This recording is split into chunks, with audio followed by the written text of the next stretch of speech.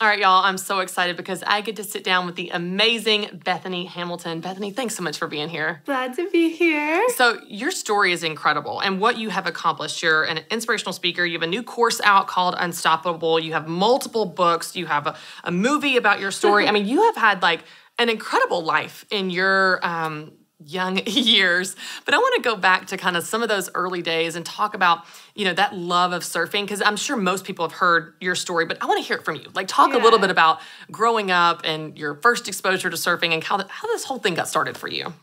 Oh, gosh, yeah. I had a beautiful childhood. My parents were amazing, and I grew up at the beach. The beach and ocean were my playground. So I kind of adopted a love for surfing and the ocean really young. Yeah. And I'm pretty sure they had me on a board before I could walk, which is what I'm doing today with my kids. Yeah. So, and then on top of that, my parents encouraged me in the Christian faith, and that kind of set me up for, I guess, the life that I was to face. Yeah. And growing up, I just had I would say I was pretty confident as a young girl, and going out in the ocean, being challenged constantly by the ocean, and also just knowing that as much as I loved surfing and wanted to be my best in that space, I also wanted to have my life be more than just about that, and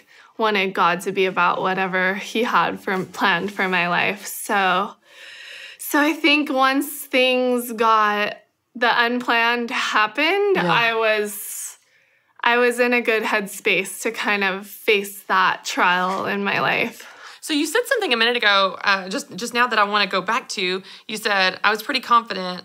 I faced challenges. And it was interesting, you said challenge and confidence right there together. And I think that's so interesting, because I think people think of confidence as like, this is this personality style, or it's a gene that certain people have.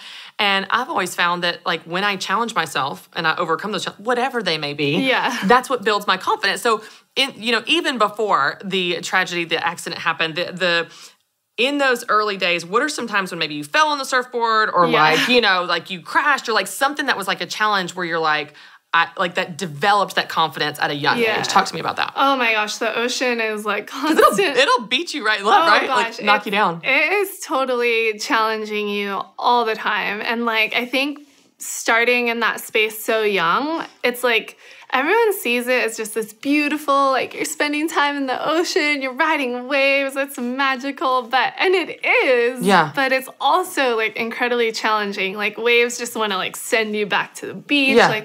Sometimes you'll duck dive, so it's where you push your board underneath waves, and you'll duck dive 50 times back to back. So imagine just doing 50 burpees over and over again. You're just like, I don't want to imagine that. I can't do this anymore. So being so young and kind of being faced with that having to fight physical challenge, which transfers into the mental, I think. Yeah. Kind of built up that resilience in me, I would say. And sometimes, you'd have really scary wipeouts where you're underwater for longer than you want to be. But you're okay. You come up, you're fine. Yeah. Sometimes you get boo-boos, hit the reef or hit your surfboard, but it's all kind of things you just kind of have to bounce and keep pushing on, keep paddling. Yeah, it's amazing. I love how you said that it develops that resilience of it's just normal. It's not because you had this insulated, perfect childhood that you were able to face challenges. You were in the challenges you faced. And if anybody's ever seen waves in Hawaii, they're I remember even we were talking, before we started recording, my husband and I went on vacation there, and we'd sit on the North Shore and just watch the surfers. And these waves are taller than buildings, and they're massive. That, it's just hard to imagine the force that is, and just even being little, out there paddling. It can be so terrifying. And so I think all of the while, you're building your confidence, but then you're consistently being humbled too. And it's the ocean's always reminding you that I'm stronger. God created it to be all extremely powerful. So it's always kind of putting you back in your humble little place. And then, but it's also so luring in that you want to get better, do better, charge a bigger wave, or at least that's how I approached it. It's almost addictive of what's the next thing you can do. It keeps that healthy respect, for it. Okay, so you you had this love of surfing when you were little, and you got out there and you were so familiar, and you're like, okay, like you get knocked down on a reef, like no big deal. I'm going to bounce back up and I'm going to do this again.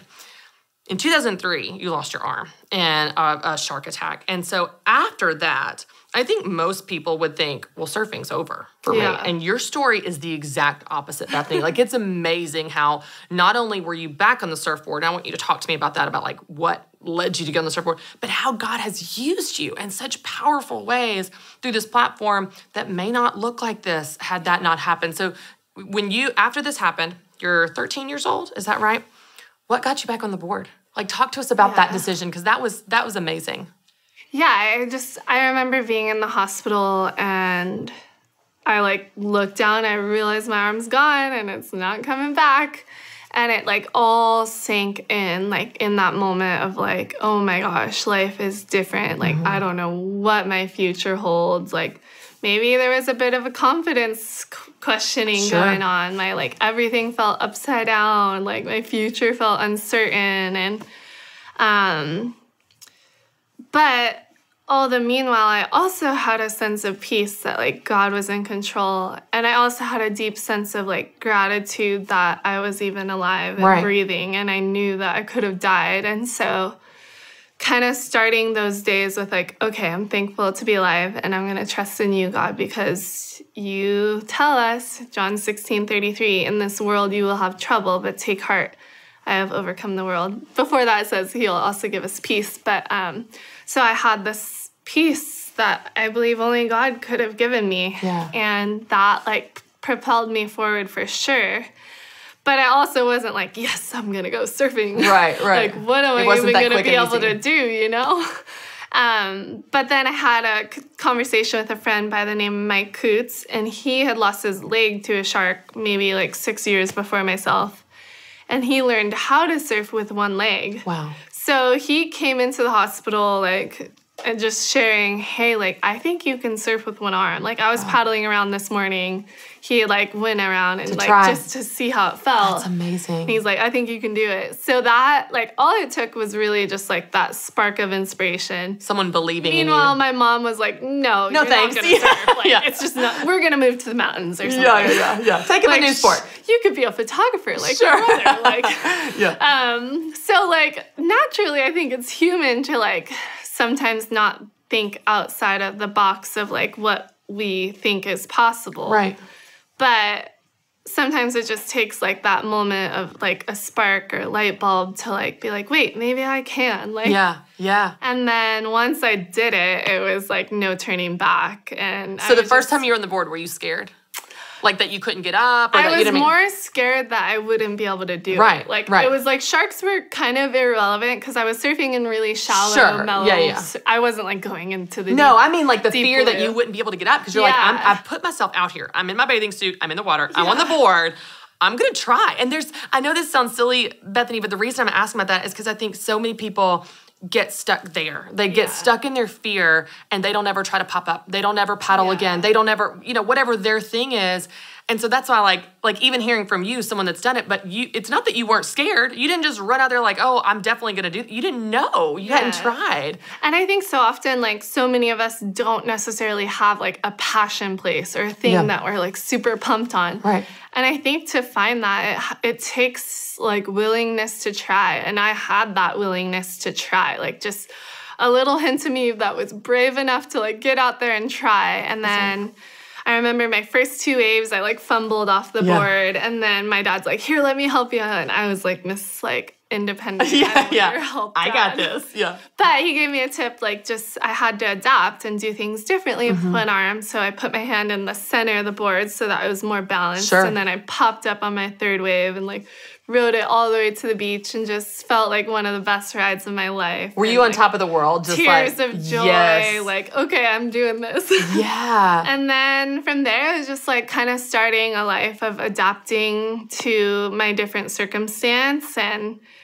I always think how, what if my mind wasn't willing to try? Or what if I was angry instead of grateful? Or like, I think our mind has such a key role in having a healthy mindset to overcome different circumstances. So I would just challenge people listening today that, like, hey, you can flip how you view your environment and approach life with gratitude and adapting and being willing to try. Yeah. And I had this conversation with Nick Vujicic, who is born with no limbs, and I admire him so much because of the way he's lived his life. But when he was 6 years old, he wanted this book on top of a bookshelf. And so imagine a little 6-year-old, like no limbs, he just has a little foot nubby. And he's like, Mom, can you get me that book? And his mom says, no. And he's like, you're so mean, Mom. Like, she's like, you figure it out. Yeah. And lo and behold, like however long later, he gets the book. I don't know how, but that set him up for like overcoming all the so-called like handicap mindset he could have lived his life with. And instead, he became a man of resiliency. And with him, I talk about overcoming obstacles in my unstoppable course. And he's like the epitome of like being willing to try. Right. Get that book at 6 years old. Yeah. And then imagine the rest of his life. You know, I'm sure there's endless challenge this guy had to face and continues to face. But he didn't let his mind hold him back. Yeah, we talk about that a lot on this show. We talk about protecting your mind and the power of your thoughts and how that directs your behaviors, your actions, your outcome, whether you believe you can or you can't, and how that affects you. It's so interesting how you talk about that, because one of the things that I think is so powerful, and I've just been kind of digging into this, but this idea of surprising yourself, like doing something hard that you're not sure if you can do it, and then you do it. It might be the 4th or 5th try or whatever the thing is. Or the 100th Or the 100th, or years later. But when you surprise yourself and you think, I didn't know I could do that, your brain's next logical thought is, what else can I do that I might not be aware of? And your confidence grows. And it's all from, just like you said a minute ago, challenging yourself, pushing yourself outside your comfort zone. It would be so easy for you to be like, well, surfing's over. We're moving to the mountains. Like, this happened and I can't surf, and you need balance to surf. Like, there's a very practical element to the sport that you did. And you chose not to take that route. You chose not to think those thoughts and said, how can I do it? And as you popped up and surprised yourself, you're like, okay, game on. What else can I do? I can compete. I can, and all these doors open, and all this, all the impact that you've made because you're willing to get back on the board. And it's just amazing how that one choice has affected your entire life. Truly. And I think of like, everyone views the loss of my arm in that day as like the most horrifying event ever. And yes, it was horrible, but so much good and beauty and joy and like bringing of hope has come from that day, that like I can only imagine that like God could create such a beautiful picture in life. And I had the support I needed, but I also made choices that kind of led me along the way to surprise myself. That's right. Yeah. We say all the time, we're going to work like it all depends on us and pray like it all depends on God, because you're going to need both. You know what I mean? It's not we're just going to sit around and pray and hope God just, changes everything. You're also not going to, not consider that God can do things. I love that quote. That's cute. Not consider that God can provide and God can open doors and God can give you strength to do things that you wouldn't be able to do otherwise. Okay, you teach women, you teach people, men and women, how to be this idea of unstoppable. You have a new course, which I want to talk about. But when you break this down, like in a tactical, practical, like someone that's sitting at home going like, I want to be like you. I want to be resilient. I want to be persistent. I just don't feel that. I don't think that's my personality style. I'm not wired that way. They got excuses for days. How do you unpack this in a way that that helps them see what they need to do? Like, what would you say to someone that's like, I want to be unstoppable and persevere? What does that look like? Yeah, it's funny because the word unstoppable, where it stemmed from, it started with like, we named my documentary that, but at the same time we were working on this project of building this online program. I'm like, I grew to love that term unstoppable. And it's not about being perfect or being like, right, I'm going to muscle my way through life to the best I can. Yeah. But it's just being like your most beautiful, real self and, having a healthy mindset, being able to overcome obstacles, being able to live with healthy choices on a day-to-day level, being able to bless the people around you, One of my favorite topics of the course, we start the course with it, is being present. Mm-hmm. So I think like today in 2020, we live in one of the most like wild times as far as there's so much distractions at us as adults, but at our youth. And it's stealing from like our ability to just be still and like know that God is God, right. and that like have some time to have self-reflection or to dream about the life you want to live or to live the life you want to live, because there's so much pulling at you and it's such a go, go, go, do. But we really need to stop, slow down, rest. I have this conversation with Kate Merrick, who I admire so much, and she had a young daughter diagnosed with cancer at like, I think she was 6 years old. So they began this battle of fighting for her life. And she was sitting in the hospital with her daughter, and she was scrolling on her phone, looking at all her friends' perfect lives. Mm-hmm. And she found herself becoming like bitter and angry and just frustrated for where she was at. Well, meanwhile, she was like missing out on these last moments with her daughter. Mm-hmm. Her daughter ended up passing away, but thankfully, she had realized in that hospital and like this pivotal moment of like, I have to be here with my daughter, not on my phone getting angry and bitter about my life, but live my own life and spend these last moments I have with my daughter. So she went extreme. She like got rid of her Wi-Fi, got rid of her phone and just like was truly present. But like when you spend time with her, you're just like, oh my gosh, you're so here. Like you see me, you hear me, you like love me, you want to be with me. Yeah. And I think a lot of our culture is just lacking that like presence of like enjoying each other. So we just start by encouraging everyone to like, hey, like we need to slow down and have some time to grow and reframe our life and choose our path and be willing to try new things and, discover new passions. And it's been really wonderful to dive in with people. Yeah, and just show them how it's possible for them. It's not something that's... And it's not about, like, becoming, like, Bethany. Right, it's being, like, their best self. That's and, like, their unstoppable self and, like, maximizing the life that they have. And there's been really cool testimonies of, like, moms, like, whoa, I, like, put my phone away and I'm, like, enjoying my kids more. And we're, like, having fun together and we're doing so much more. Like, we're baking in the kitchen, going hiking. Like, we're not stressed out like we normally are. I'm in tune with my kids because I don't have the distraction in my hand all the time. Or, the loaded email inbox that's constantly pulling at me. Like, I'm finding those boundaries.